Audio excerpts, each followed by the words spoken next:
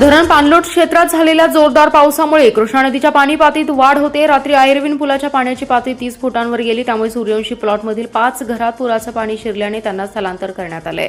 गेल्या 5 दिवसांपासून कोयना धरण पाणलोट क्षेत्रात जोरदार पाऊस सुरू आहे, त्यामुळे कृष्णा नदीच्या पाणी पातळीत 24 तासात 7 फुटांनी वाढली आहे। रात्री पाणी पातळी 30 ते 32 फूट होणार असल्याने महापौर धीरज सूर्यवंशी, अतिरिक्त आयुक्त राहुल रोकडे यांनी नदीकाठच्या भागाची पाहणी करून पूरपट्ट्यातील नागरिकांना वेळीच घरातील मौल्यवान वस्तू, महत्त्वाची कागदपत्रे तसेच गरजेचं साहित्य घेऊन स्थलांतरित होण्याचं आवाहन केले।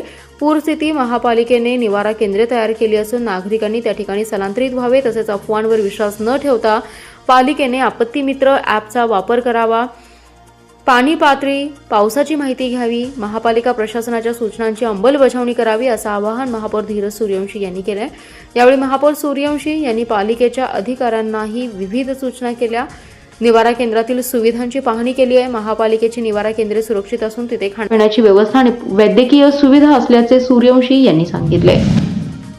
चांदोली आणि कोयना धरण पाणलोट क्षेत्रात सुरू असलेला मुसळधार पावसाचा जोर गुरुवारी ओसरला। जिल्ह्यात दिवसभर पावसाने उघडीप घेतली असली तरी पश्चिम भागात रिमझिम पावसाच्या सरी बरसल्या। गुरुवारी सकाळपर्यंत पडलेल्या पावसामुळे कृष्णा आणि वारणा नदीच्या पाणी पातळीत झपाट्याने वाढ होतीये। दोन्ही नद्यांवरील पूल आणि बंधारे सलग 4थ्या दिवशी पाण्याखाली राहिलेत। प्रमुख जिल्हा मार्गासह 6 मार्ग पाण्यामुळे वाहतुकीसाठी बंद करण्यात आलेत। सांगलीतील कृष्णा नदीवरील आयर्विन पुलाची पाणी पातळी संध्याकाळी 32 फुटांवर पोहोचली, त्यामुळे कृष्णा नदीकाठच्या गावांना सावधानतेचा इशारा जलसंपदा विभागाने दिलाय। गेल्या 6 दिवसांपासून सुरू असलेल्या पावसाचा जोर कमी झालाय। कोयना आणि वारणा धरणाच्या पाणलोट क्षेत्रात मुसळधार पावसाचा जोर कमी झाल्याने काहीसा दिलासा मिळालाय। कोयना धरण क्षेत्रात गुरुवारी सकाळपर्यंत 151 मिलीमीटर पाऊस झाला, मात्र दिवसभरात केवळ 2 मिलीमीटर पावसाची नोंद झाली आहे। धरणात 50.77 टीएमसी तर वारणा धरण क्षेत्रात 24 तासात 81 मिलीमीटर तर दिवसभरात अवघा 2 मिलीमीटर पाऊस झाला। पावसाने उघडीप दिली असली तरी कृष्णा आणि वारणा नदीच्या पाणी पातळीत वाढ होणार आहे। सांगलीतील कृष्णा नदीच्या आयर्विन पुलावरील पाणी पातळी दिवसभरात 3 फुटांनी वाढली आहे। सायंकाळी पाणी पातळी 30 फुटांवर पोहोचली होती, त्यामुळे आणखी वाढ होऊन मध्यरात्रीपर्यंत 32 फुटांपर्यंत पोहोचण्याची शक्यता व्यक्त करण्यात आली आहे। यामुळे नदीकाठच्या गावातील ग्रामस्थ, शेतकरी आणि नागरिकांनी सतर्क राहावे, अफवांवर विश्वास ठेवू नये, तसेच प्रशासनाकडून वेळोवेळी दिल्या जाणाऱ्या सूचनांचं पालन करावं असं आवाहन पाटबंधारे विभागाने केलेलं आहे।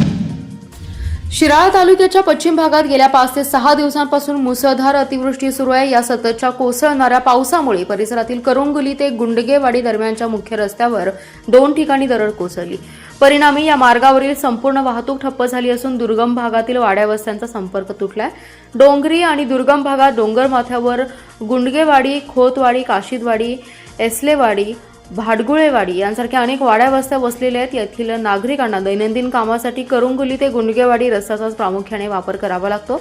तसेच प्रसिद्ध पर्यटन स्थळ गुढे पाचगणी पठार आणि पाटण व कराडकडे जाण्यासाठी हा सर्वात जवळचा मार्ग असल्याने या रस्त्यावर नेहमीच वाहनांची वर्दळ असते, परंतु बुधवारी झालेल्या अतिवृष्टीमुळे या मार्गावरील महादेव, टोंगी आणि खिंड अशा 2 अत्यंत महत्त्वाच्या ठिकाणी दरडी कोसळल्या। प्रचंड प्रमाणात माती आणि दगड रस्त्यावर आल्यामुळे हा मार्ग वाहतुकीसाठी पूर्ण बंद झालाय। यामुळे स्थानिक नागरिक, नोकरदार आणि पर्यटकांचं मोठं हाल होतंय। मुसळधार पावसामुळे वारणा नदीच्या पाणी पातळीत मोठी वाढ झाली आहे। या वाढलेल्या पाण्याचा फटका मांगले सावर्डे येथील वारणा नदीवरील बंधाऱ्यालगतच्या रस्त्याला बसलाय। मांगले बाजूचा साईड रस्ता पाण्याच्या प्रचंड प्रवाहामुळे खचून थेट वाहून गेलाय। बंधाऱ्याचे बॅरिकेड काढले नसल्याने बॅकवॉटर मोठ्या प्रमाणात साचलं असून नदीच्या वेगवान प्रवाहामुळे रस्त्यासह अनेक झाडेही उन्मळून पडली आहेत। रस्ता वाहून गेल्यामुळे मांगले आणि सावर्डे परिसरातील नागरिकांचा संपर्क विस्कळीत झाला असून या मार्गावरील वाहतूक पूर्णपणे बंद करण्यात आली आहे। आटपाडी तालुक्यातील शेटफळ येथे एका वृद्धेच्या घरात घुसून दागिने लुटत तिला पेटवून देत गंभीर जखमी केल्याचा प्रकार घडला होता। यामध्ये मालन मारुती जाधव यांचा उपचारादरम्यान मृत्यू झालाय। कोणताही पुरावा तसेच सीसीटीव्ही नसताना स्थानिक गुन्हे अन्वेषणाच्या पथकाने कौशल्यपणाला लावून आव्हानात्मक गुन्ह्याचा छडा लावलाय।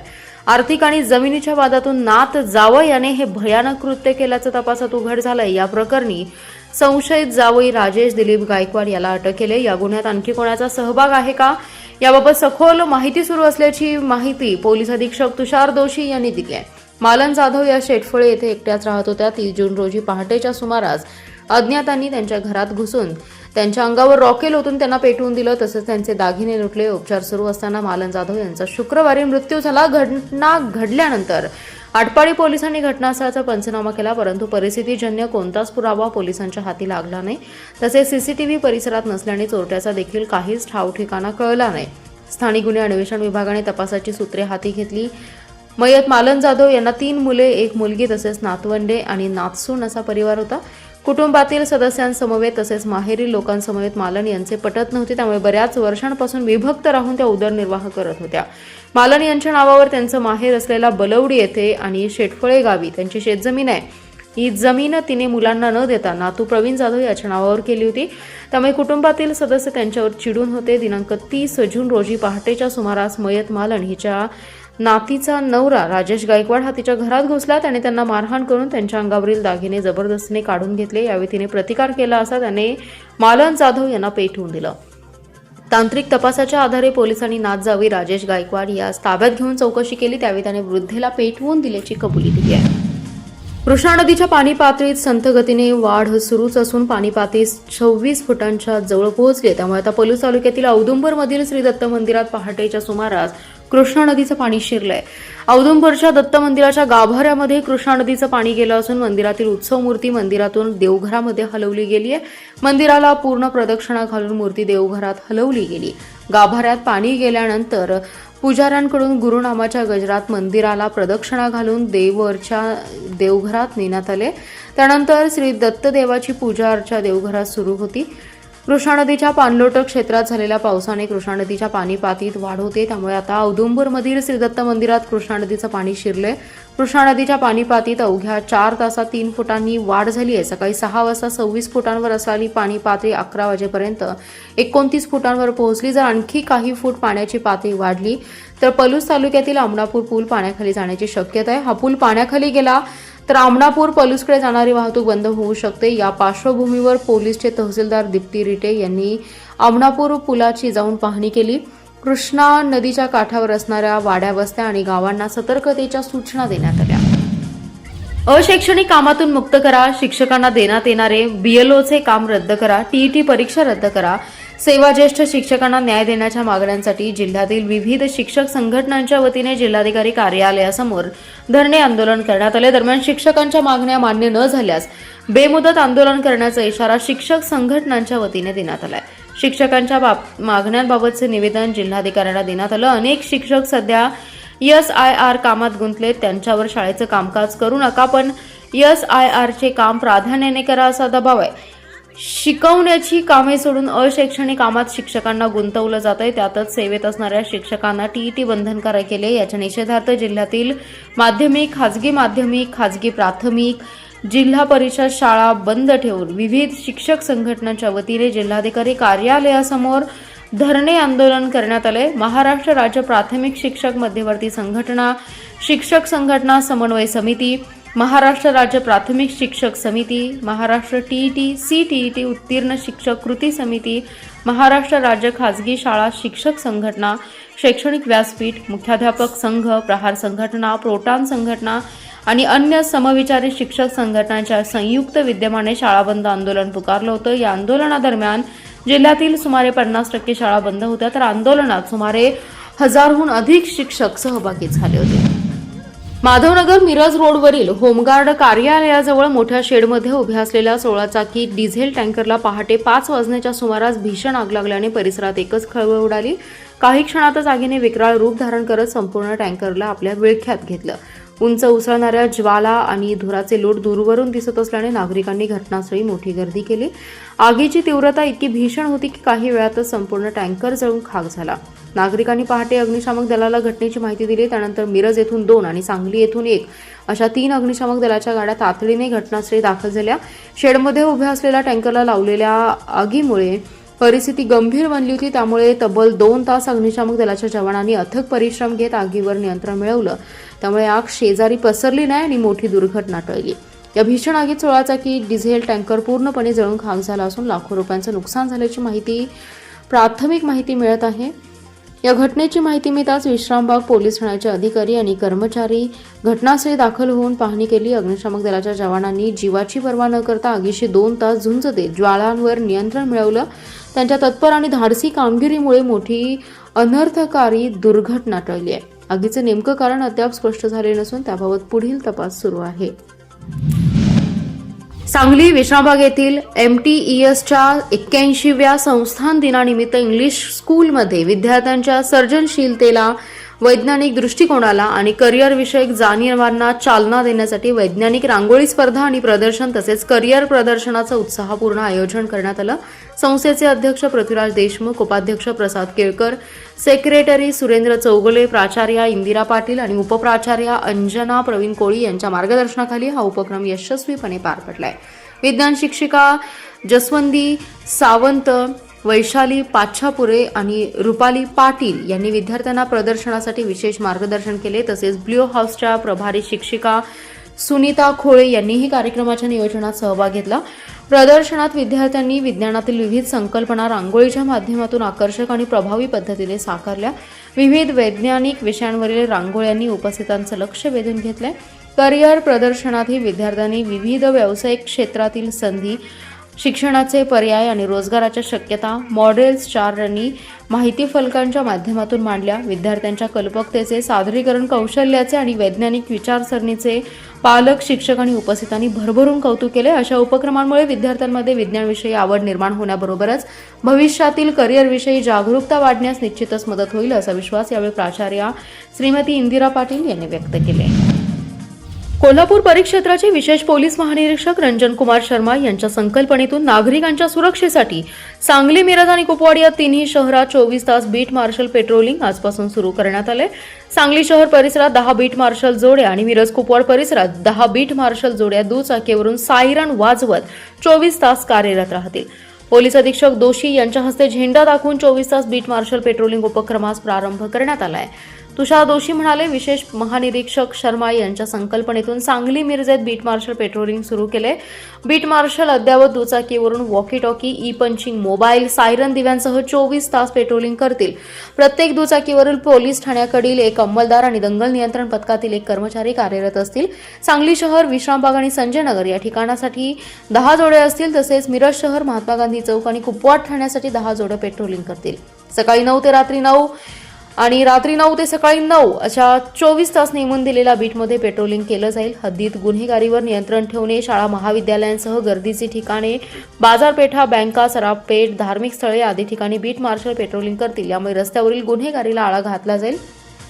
यावेळी अपर अधीक्षक कल्पना बारोकर, शहर उपाधीक्षक संदीप भागवत, उपाधीक्षक मुकुंद कुलकर्णी, गुन्हे अन्वेषणचे निरीक्षक संजीव झाडे, पोलीस निरीक्षक सुधीर भालेराव, अरुण सुगावकर, किरण चौगुले, सहाय्यक निरीक्षक संदीप शिंदे, सहाय्यक निरीक्षक आनंदराव घाडगे आदी जण यावेळी उपस्थित होते. शिराळा तालुक्यातील कापरी फाटा आणि आरळा येथे महिलांच्या गळ्यातील दागिने हिसडा मारून चैन स्नॅचिंग करणाऱ्या सराईत चोरट्यांना जेरबंद करण्यात पोलिसांना यश आलं. या चोरट्यांकडून 9,42,500 रुपयांचे सोन्याचे दागिने आणि 1,60,000ची स्पोर्ट बाईक असा एकूण 11,02,500 रुपयांचा मुद्देमाल जप्त केला आहे. स्थानिक गुन्हा अन्वेषणच्या पथकाने लक्ष्मी फाटा परिसरात ही कारवाई केली आहे. या प्रकरणी लक्ष्मण चंद्रकांत चाळके आणि अमित नानासो बुधावले या दोघा सराईतांना अटक केली आहे. कापरी फाटा येथे 27 जून रोजी मनीषा पाटील या पतीसह दुचाकीवरून लग्न कार्य आटोपून जात होत्या, तेव्हा पाठीमागून दुचाकीवरून आलेल्या दोघांनी हिसडा मारून गळ्यातील दागिना तोडून पलायन केलं. या घटनेपूर्वी 16 मे रोजी दुपारी 2च्या सुमारास आरळा येथील महिला गावातील चौगुले मळ्याकडे निघाली होती, तेव्हा दुचाकीवरून आलेल्या दोघांनी महिलेच्या गळ्यातील दागिने हिसडा मारून पलायन केलं. याबाबत कोकरूड पोलीस ठाण्यात गुन्हा दाखल करण्यात आला होता. स्थानिक गुन्हे अन्वेषणचे निरीक्षक संजीव झाडे यांनी चैन स्नॅचिंगचे गुन्हे उघडकीस आणण्यासाठी उपनिरीक्षक महादेव पोवार यांचं पथक तयार केलं होतं. पथकातील कर्मचारी सूरज थोरात, संकेत कानडे, ऋषिकेश सदामते, अभिजित माळकर यांना सीसीटीव्ही फुटेज आणि तांत्रिक माहितीच्या आधारे संशयित दोघांची नावे निष्पन्न झाली. दोघांचा ठाव ठिकाणा शोधला असता संशयित लक्ष्मण चाळके आणि अमित बुधावले हे दोघे चोरीचे दागिने विक्रीसाठी लक्ष्मी फाटा परिसरात येणार असल्याची माहिती मिळाली. पथकाने लक्ष्मी फाटा येथे जाऊन पाहणी केल्यानंतर दोघे संशयित थांबलेले दिसले. त्यांना ताब्यात घेऊन झडती घेतली, तेव्हा खिशात सोन्याचे दागिने आढळले. दागिन्याबाबत चौकशी केल्यानंतर कापरी फाटा आणि आरळा येथे दागिने चोरल्याचं त्यांनी कबूल केलं. अनुसूचित जातींचे उपवर्गीकरण करण्याचा घटनात्मक अधिकार सर्वोच्च न्यायालयाने राज्यांना दिलाय. या ऐतिहासिक निर्णयाची अंमलबजावणी काही राज्यांनी केली असून त्यापैकी हरियाणा राज्याच्या धर्तीवर महाराष्ट्र सरकारनेही उपवर्गीकरण लागू करून वंचितांना न्याय द्यावा, अन्यथा आझाद मैदानावर आंदोलन करू असा इशारा आरक्षण वर्गीकरण कृती समितीचे निमंत्रक सचिन बगाडे यांनी दिलाय. याबाबत बोलताना सचिन बगाडे म्हणाले, उपवर्गीकरण दिनाच्या पातळीवर राज्यातील 15 ते 20 संघटना काम करतायत. या संघटनांची एकत्रित बैठक घेऊन एक कृती समिती गठीत करण्यात आली आहे. या समितीचा पहिल्या टप्प्यातील 12 जिल्ह्यांचा दौरा सुरू आहे. त्यानंतर दुसऱ्या टप्प्यात मराठवाडासह राज्याच्या इतर भागातही उपवर्गीकरणाच्या संदर्भात जनजागृती करण्यात येईल. या दौऱ्यादरम्यान आंबेडकरी चळवळीत काम करणाऱ्या काही ज्येष्ठ मंडळींच्या भेटीगाठी घेऊन त्यांच्याशी चर्चा केली जाते. या पार्श्वभूमीवर एकूण प्राप्त परिस्थितीचा आढावा घेऊन उपवर्गीकरणाच्या बाबतीत एक सविस्तर निवेदन सरकारला दिलं जाणार आहे. हरियाणा राज्य सरकारने अनुसूचित जातीच्या उपवर्गीकरणाची अंमलबजावणी करताना वंचितता आणि अल्पप्रतिनिधित्व अशा 2 निकषांवर 2 गटांची प्रभावी रचना केली आहे. त्याच धर्तीवर महाराष्ट्र सरकारने उपवर्गीकरणाची अंमलबजावणी तात्काळ करावी. उपवर्गीकरणानंतरची पहिली रिक्त जागा वंचित अनुसूचित जातींसाठी देण्यात आली आहे. दलित बजेट कायदा करण्यात यावा. क्रिमिलेअर लावण्यास आमचा विरोध आहे. बिंदू नामावलीत कोणताही व्यत्यय येणार नाही याची दक्षता घ्यावी अशा आमच्या मागण्या असल्याचे बगाडे यांनी सांगितले. यावेळी कृती समितीचे निलेश मोहिते, नागेश गायकवाड आदी जण उपस्थित होते. महापालिका क्षेत्रातील थकीत आणि नियमित घरपट्टीचा भरणा करणाऱ्या मालमत्ताधारकांसाठी महापौर अभय योजना सुरू केली आहे. याचा लाभ मालमत्ताधारकांनी घ्यावा असं आवाहन महापौर धीरज सूर्यवंशी यांनी केले. तर शहरातील शाळा, महाविद्यालये, तालीम, मंदिरांच्या घरपट्टीबाबत येत्या महासभेत निर्णय घेतला जाईल अशी ग्वाही त्यांनी दिली. ते म्हणाले, महापालिकेच्या मालमत्ताधारकांकडे 78 कोटी 75 लाखांची थकबाकी आहे, तर 41 कोटी 7 लाखांचा दंड आहे. अशी थकबाकी 119 कोटींच्या घरात आहे. या मालमत्ताधारकांच्या दंडामध्ये सवलत देण्यासाठी योजना जाहीर केली आहे. 31 जुलैपर्यंत घरपट्टी भरल्यास दंडात 100% सवलत दिली जाणार आहे. तसेच 1 ते 15 ऑगस्ट दरम्यान 75% आणि 16 ते 31 ऑगस्टपर्यंत घरपट्टी भरल्यास 50% सवलत मिळणार आहे. थकबाकीदारांबरोबरच नियमित घरपट्टी भरणाऱ्या मिळकतधारकांना दिलासा देण्यात येतोय. 31 ऑगस्टपर्यंत चालू घरपट्टी भरल्यास 10%, तर 30 सप्टेंबरपर्यंत कर भरणा केल्यास 5% सवलत देण्यात येते. महापालिकेने घरपट्टीत कुठलीही वाढ केलेली नाही. भांडवली मूल्यावर आधारित घरपट्टी लागू केली आहे. तसा निर्णय शासन स्तरावरच झालाय. आतापर्यंत 1,41,000 मालमत्ताधारकांना नोटिसा बजावण्यात आल्या असून त्यापैकी 19,700 जणांनी हरकती दाखल केल्या. या हरकतीवरील सुनावणी सुरू आहे. उपयोगकर्ता शुल्कबाबतही तक्रारी आल्या असल्याचे महापौरांनी सांगितले. मालमत्ताधारकांना नवीन घरपट्टीची बिले दिली जाणार आहेत. त्याची तयारी प्रशासनाने पूर्ण केली आहे. जवळपास 1,41,000 बिलांचं वाटप हाती घेतलं जाणार आहे.